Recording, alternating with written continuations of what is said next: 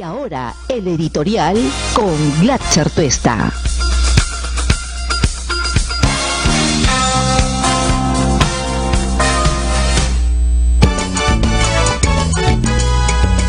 Ayer han sucedido dos cosas que son claramente contradictorias y se han producido en el seno del propio sistema de justicia. Por un lado, una muy buena noticia y que tiene que ver con que cada vez los intocables en nuestro país, como debe ser en una sociedad democrática, son menos y cada vez tienen que ir a sentarse en el banquillo de los acusados si es que hay alguna sospecha de responsabilidad en actos que puedan ser criminales o se ha podido establecer ya el vínculo intenso que tienen con la criminalidad organizada. Y eso es lo que ha pasado con el señor Oviedo, Edwin Oviedo, que tuvo en los últimos tiempos la coartada perfecta, la Federación Peruana de Fútbol, que digamos muchos atribuyen fue la principal responsable de todo lo que terminó dándose el fútbol en los últimos tiempos, es decir, llegar inclusive a un mundial como todos, por supuesto, no solo vimos, sino claramente celebramos. Pero detrás escondía una serie de hechos que hoy la justicia está mirando con particular atención y en el avance de las investigaciones ha encontrado elementos que dan cuenta de su posible relación ya no solamente con algunos malos magistrados, sino con una red de corrupción instalada en el sistema de justicia que estaba ad hoc para servir a quienes como él probablemente requerían de sus ilegales servicios, porque él está acusado de ser el autor mediato del asesinato de 2 dirigentes azucareros y además de ser partícipe de la red de corrupción o criminalidad organizada llamada los guachiturros, que entre otras cosas generó o produjo estos asesinatos, y además, y por eso es que lo han detenido el día de ayer, de ser un participante muy activo de la red de los Cuayoguancos del Puerto, donde Inostroza Pariachi sin duda era el cabecilla, y con él trataba, y a él beneficiaba, y con él desarrollaba una serie de actos que el Ministerio Público, por la actuación de una valiente fiscal como la doctora Rocío Sánchez, ha podido no solo indagar, ha podido certificar, y un juez ha terminado validando el pedido de detención que hoy día está en curso. Ese es un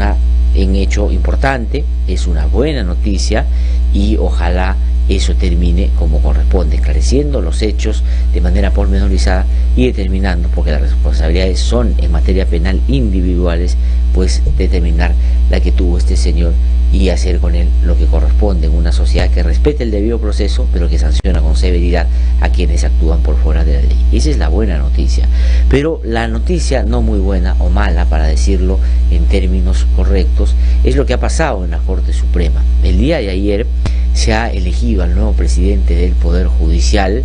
y no es una buena noticia lo que ha terminado siendo en forma y en fondo esta elección, y por cierto también en la consecuencia práctica de quien ha terminado siendo elegido. ¿En qué momento estamos hoy frente a la ciudadanía? En un escenario de altísima indignación, en un escenario donde la gente se está totalmente mortificada, totalmente frustrada, porque el Poder Judicial y el Ministerio Público, lejos de administrar justicia debida, con imparcialidad y sin miramientos, pues ha terminado favoreciendo a quienes de una u otra manera tenían la posibilidad de contactarse con esa red de corrupción de los hermanitos que finalmente inclinaba la balanza de acuerdo a quién podía costearla, pagarla, o con otro tipo de canjes o prebendas, pues canjearla, ¿no? Entonces la gente se mortificó, la gente se manifestó, la gente levantó la voz. En la política había una respuesta muy clara desde el Ejecutivo, pero esperábamos que las otras instancias del país, la institucionalidad, reaccionara, pero no todos lo han hecho en la misma intensidad. Miren lo que pasa en el Ministerio Público con un señor Chávarri que, como hoy día dice Gilda en sus 13, y de alguna manera convalida lo que nosotros ya dijimos aquí hace algunos días, que la decisión parecería ya está tomada de sacar a José Mingo Pérez y a Rafael Vela, aprovechando cobardemente las fechas navideñas, ha decidido traerse abajo la lucha anticorrupción. Pero también el Congreso de la República no ha terminado de sanearse, y más bien con el acto de aprobar esta ley de partidos políticos y el financiamiento ha terminado buscando ayudar a Keiko Fujimori y Alan García en medio de este trajín judicial que es muy severo y muy difícil para ellos, y el presidente de la República ha dicho que lo va a observar. Es decir, el Ministerio Público, el Congreso no han actuado de acuerdo a lo que la gente está esperando, y el Poder Judicial había empezado a actuar coherente y consecuentemente con ese reclamo de la gente de que se haga algo para significativamente cambiar esta situación. Eligieron a Víctor Prados Aldarriaga, ¿no es cierto?, un vocal supremo intachable, muy solvente en términos académicos y incuestionable en materia jurisdiccional por el soporte y el sustento de sus propias decisiones judiciales. Y por eso es que en medio de la vergüenza que generó escuchar estos audios donde varios de los que están todavía en la Corte Suprema hablaban sin ningún tapujo de la manera como organizaban algunas tropelías dentro del propio sistema de justicia, decidieron, para evitar una crítica mayor, elegir a Prados Aldarriaga porque era la mejor cara que tenían para poner, y a Duberly Rodríguez, también vinculado a esta red o por lo menos relacionado con ella, terminó renunciando, lo que terminó siendo una buena noticia para darle paso a ese nuevo momento que tan solo ha durado un poquito más de 5 meses. Es decir, toda la Corte Suprema vio que Prados Aldarriaga reunía esas condiciones para un momento excepcional, difícil, que tenía que encarar a una ciudadanía totalmente indignada y dar primeros pasos para tratar de revertir esa tendencia mayoritaria a favor de la corrupción que se había instalado en el Poder Judicial y en particular en la Corte Suprema. Es decir, el antecedente para la elección de Prados Aldarriaga fue que todos coincidían que él tenía y reunía los requisitos para ser esa nueva cara del Poder Judicial que se necesitaba para sortear esos temporales. Ese es el antecedente, pero sin embargo le metieron una trampa de inicio. Le dijeron solo tú hasta diciembre, porque si tú quieres en diciembre postular sería una reelección y eso está prohibido. Cuando el propio Consejo Ejecutivo del Poder Judicial ya había determinado que en el caso de los presidentes de las Cortes Superiores, la temporalidad, es decir, el hecho de que sean presidentes no elegidos y tengan que asumir funciones temporalmente por situaciones excepcionales, no se contabiliza como una elección y por lo tanto pueden ir a una elección. Pero sin embargo ahí se podía, dicho por el Consejo Ejecutivo, pero en el ámbito de la Corte Suprema no era posible. Y eso fue como avanzó, y así llegó el día de ayer donde tenía que elegirse al nuevo presidente de la Corte Suprema. Entonces, ¿qué cosa es lo que pasó? Y aquí vienen todas las malas noticias. La primera es que se discutió, se planteó una discusión entre la Corte Suprema para redefinir esa posición en torno a la no elección o no postulación de Prados Aldarriaga. Y lo que sucedió ahí es que un grupo de 5 jueces votaron a favor de que sí pudiera postular y 11 dijeron que no se podía, en contra de la ley, en contra del principio de igualdad y de elegir y ser elegido, y en contra de lo que la propia jurisprudencia o el desarrollo que habían hecho ya en el caso de los jueces superiores había mandado días antes a través de un mandato concreto del Consejo Ejecutivo del Poder Judicial, que es la máxima instancia administrativa además del Poder Judicial. Entonces fueron contra eso,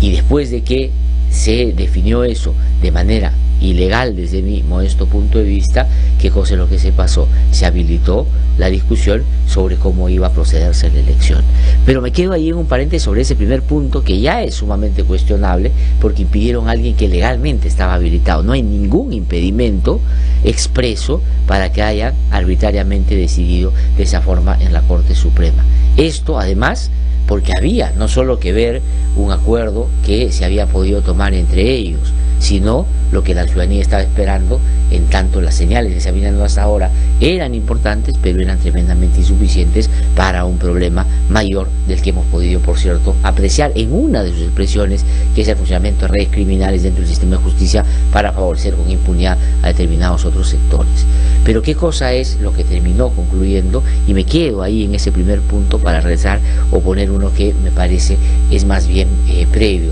y tiene que ver, miren ustedes cómo ha terminado esta elección. En la Corte Suprema son 18 magistrados, vocales supremos. ¿Cómo terminó la votación? ¿Saben ustedes por cuántos votos salió elegido el señor José Luis Lecaros? Por 6 votos, 6 de 18, así como lo escucha. ¿Y saben quién realmente ganó la elección, pero no podrá asumir el cargo? Blanco y Viciado, porque Blanco 7, Viciado 1, 8 votos ¿no es cierto?, de 18 en la Corte Suprema, decidieron ir en el sentido de que no apoyaban ninguna de las candidaturas. Es la primera vez en la historia de la elección de los presidentes de la Corte Suprema que han habido en los últimos años, donde hay mayor cantidad de votos nulos y viciados que los votos que finalmente le dan el triunfo a uno de los que contendían en esta elección. Imagínense ustedes, es decir, es la primera vez en un escenario donde se requiere más bien consenso, unidad, que vaya en un sentido inequívoco la voluntad del sistema de justicia para luchar contra la corrupción. El que gana, gana con 6 de 18, y el que tiene más votos tiene 8 y es nulos y viciados, o blanco y viciados.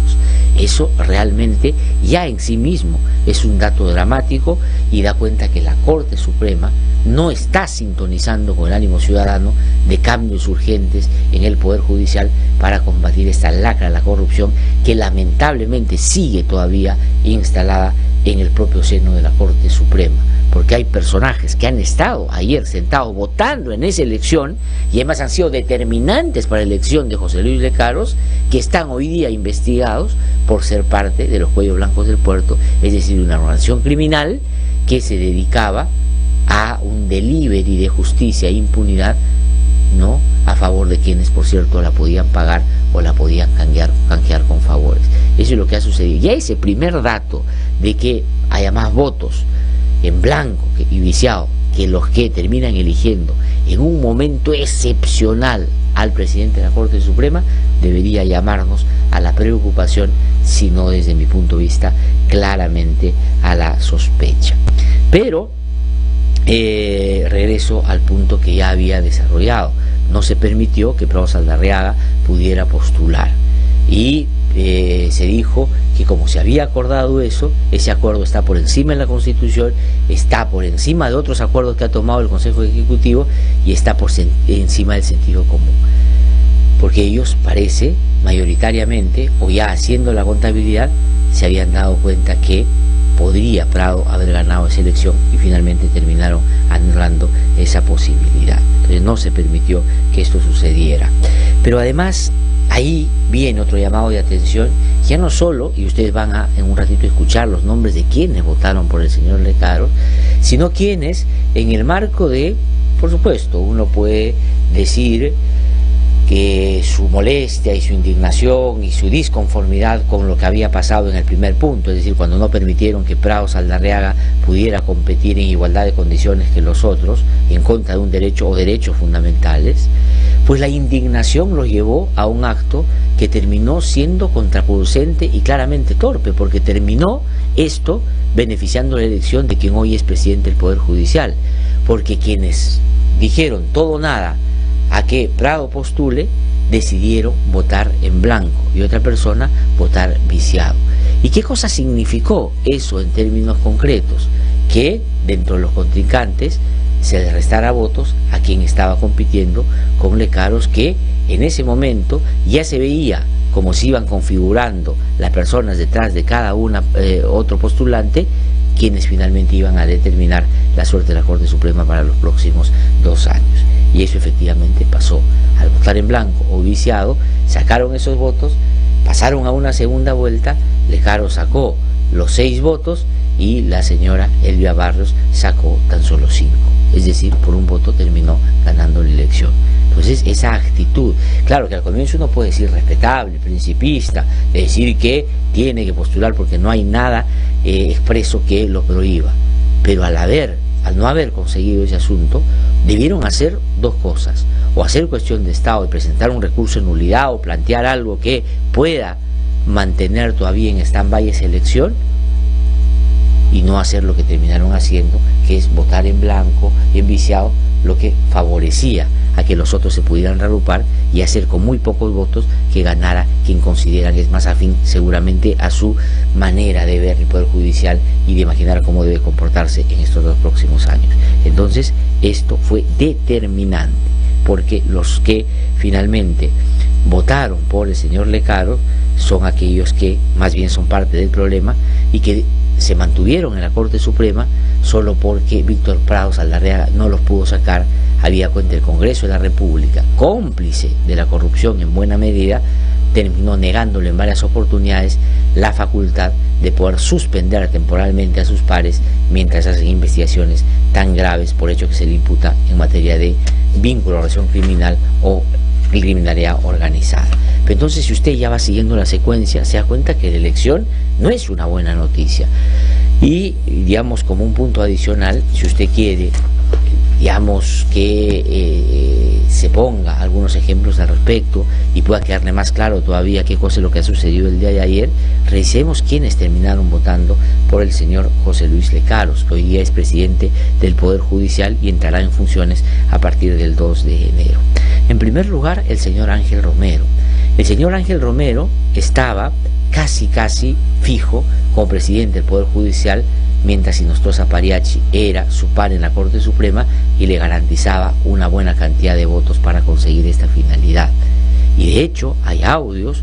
muy comprometedores donde Ángel Romero no solo tiene una familiaridad y una cercanía incontrastable con el señor Hinojosa Pariachi, sino que empiezan a tratar asuntos que llaman mucho la atención. Por ejemplo, asuntos relacionados con violencia sexual de menores, asunto de lavado de activos, asuntos vinculados al funcionamiento del sistema anticorrupción y la Sala Penal Nacional, llegándose a burlar inclusive de Richard Concepción Carguancho, que ha terminado constituyéndose, y con razón, en uno de los emblemas de la lucha contra la corrupción en nuestro país. Ese señor, que está además investigado y es parte del informe que la doctora Sandra Castro, como fiscal del Callao, hace para que se investigue a estas personas como posibles integrantes de la red de los cuellos blancos del puerto, ese señor ha votado por el señor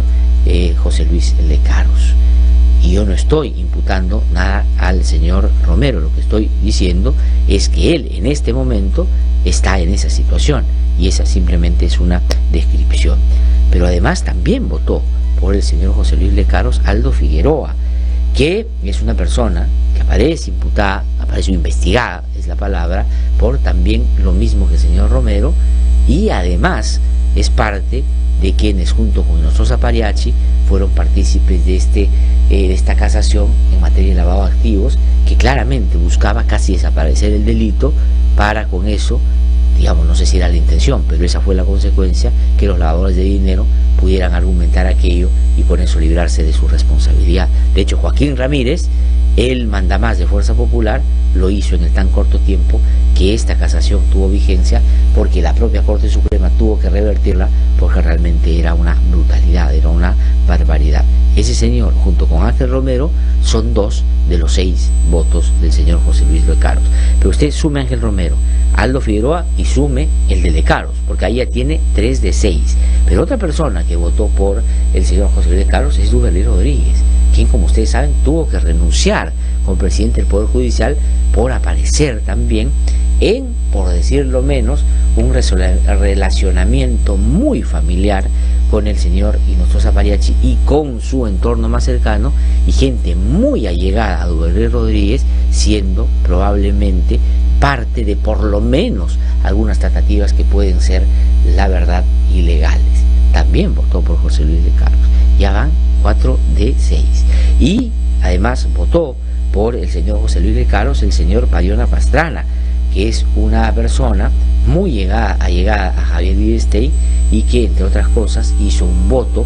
en el caso de Barrios Altos junto a Videstein, que nos trajo después una responsabilidad internacional, porque la Corte Interamericana dijo, pues aquí en esa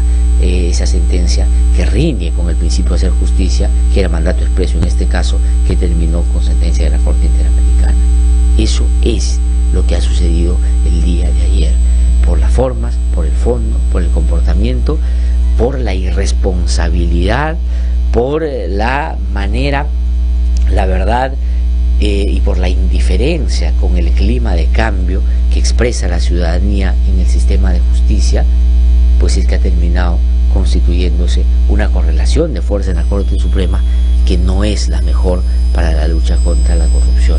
Daría la impresión de que se están reagrupando estos sectores. ¿Cuál es el llamado que es el señor José Luis de Carlos, el presidente del Poder Judicial? Las fuerzas decentes, las que no están contaminadas por la corrupción, y los magistrados y magistradas que no hacen parte de estas redes que hoy día han sido determinantes para el funcionamiento y para la elección que se ha producido el día de ayer, o por lo menos quienes se sospecha pueden haber sido parte de esas redes de influencia ilegal en el sistema de justicia, pues parecería que han terminado ganando. Y por eso es que quienes no participan de ellos tienen que hacer un parteaguas, tienen que claramente ponerse al otro lado y exigir una agenda concreta, real, puntual de lucha contra la corrupción que no tenga ninguna sospecha de que está a la medida de quienes han manejado el sistema de justicia y han pretendido usarlo de la manera mafiosa, como esta red liderada por Entosa Pariachi la hizo durante los últimos años. No es una buena noticia lo que ha pasado el día de ayer. Imagínense ustedes, hay más votos nulos o blancos o viciados que válidos en términos de quién fue elegido, es decir, el señor de Carlos, y eso no es un buen punto de partida. La verdad, nosotros, y lo hacemos, yo lo hago a título personal y lo hago también a nombre de él, estamos muy preocupados porque esto ha sucedido, por lo que ha sucedido. Y bueno, y algunos han celebrado, ¿no es cierto?, estos escribidores de, a veces, yo no digo, de repente son tan desavisados, tan poco informados, que a veces aplauden situaciones que benefician a las mafias. Yo no tengo elementos sustantivos para decir que son parte de la misma y le hacen prensa a ese sector, pero a veces con los aplausos, con las críticas que sacan, que no son, digamos, en el marco solo de la libertad de opinión, sino claramente para favorecer un interés, pues terminan avalando ese tipo de actos. Hoy celebran que una de las cosas primeras que ha dicho el señor Lecaros es que ha cuestionado al IDL, además por una cosa que no hicimos nosotros, y en fin, pero nosotros no somos el tema. El asunto es que el Poder Judicial hoy día ha elegido un presidente de la Corte Suprema en la situación y con las características que yo he tratado con detalle contarles el día de hoy. No es una buena noticia y finalmente vamos a ver qué pasa. Y dicho sea de paso, estos señores, Ángel Romero y Aldo Figueroa, por lo menos fueron elegidos por el CNM de los hermanitos, el de Guido Águila, el que decía vamos a buscar más miembros del grupo y vamos a llegar hasta el final y hasta el techo, ¿no es cierto? Ese señor Guido Águila, que lo han votado del Consejo de la Magistratura, que está investigado por estos casos y que finalmente fue central en la operatividad de esta organización en términos de que solo el Consejo de la Magistratura podría nombrar a los jueces que ellos querían que pongan en uno y otro lugar, ha terminado eligiendo a estos dos señores, Aldo Figueroa y Ángel Romero. Además, esto es grave, porque ¿qué va a pasar cuando la Junta Nacional Junta Nacional por la Justicia, que entrará en funciones en mayo, abril del próximo año, que tiene como mandato expreso revisar todos los nombramientos de ese CNM, determine de pronto que estas dos elecciones fueron irregulares? El señor Ricardo va a tener que dejar de ser presidente del Poder Judicial, porque finalmente dos de sus votos vienen de personas que nunca debieron haber estado ahí, digo, en términos de hipótesis o posibilidad. Eso es lo que ha pasado el día de la justicia, contradictorio. Por un lado esta elección y por otro lado lo de Oviedo. No, esto es lo que pasa en el Perú al mismo tiempo. Otra noticia importante tiene que ver con lo que el presidente de la República ha dicho. Ya el presidente de la República no lo engaña a nadie. El presidente tiene clara la figura y sabe de la manera como se desenvuelven los opositores de su gobierno. Y ayer ha salido pública y abiertamente a decir que va a observar la ley de aportes ilícitos a los partidos. El presidente, dice el diario El Comercio, considera que reducirán las penas a aquellos que vienen siendo investigados por el delito de lavado de activos. Expertos indican que la iniciativa establece una modalidad con penas menores que favorecería a procesados por el caso Odebrecht. Ha dicho el presidente, a quienes se busca beneficiar con esta norma aprobada por el Congreso.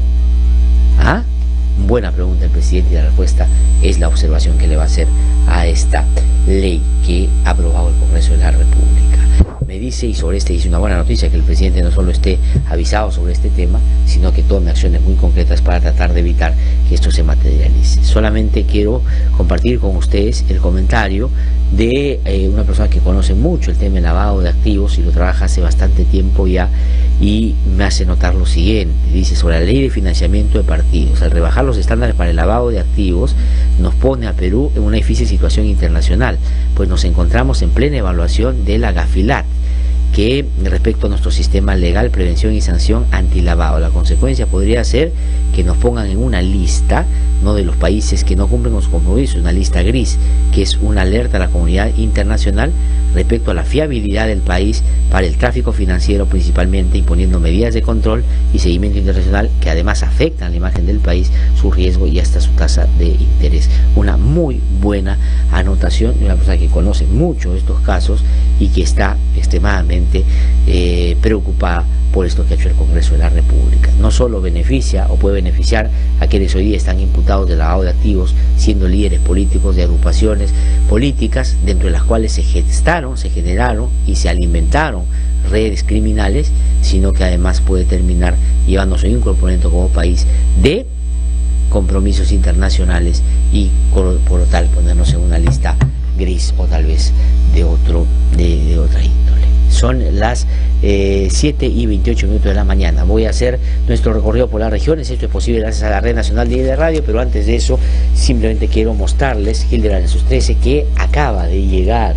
Hildebrand en sus 13, García delatado, confesiones del ex viceministro Jorge Cuba. Esto es lo que le hace temblar las rodillas a Alan García, y por eso, tan aventurero como siempre, tan irresponsable como siempre y tan cobarde como de costumbre, ha salido a atacar al presidente de la República, hablando primero de golpe de Estado, después de persecución política y ahora de espionaje telefónico.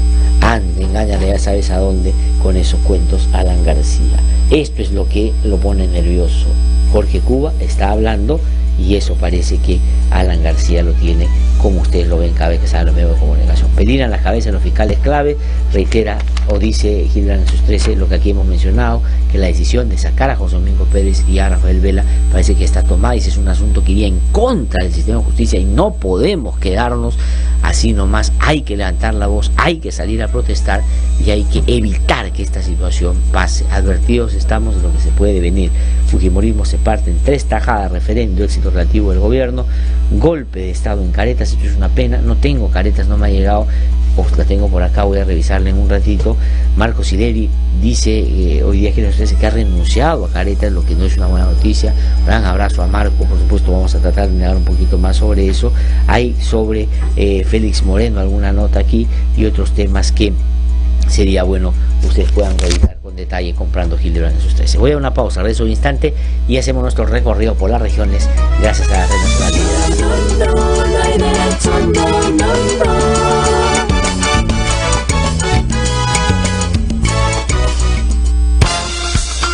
Hemos presentado el editorial con Glatzer Tuesta.